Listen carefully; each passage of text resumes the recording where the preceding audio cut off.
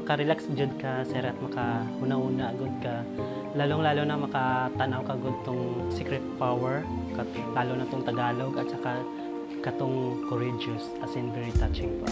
Murag ang naasa kuan gud nasa sulod ng dibdib na ako, napagawas na ako sir. So karon murag dili na ko kuan kayo sakit nga na agyan na ako, murag na kuan na karon is kuan na gud sa sir nang kumbaga peaceful na kayo nga ako nga tipuson gag ang akong isip.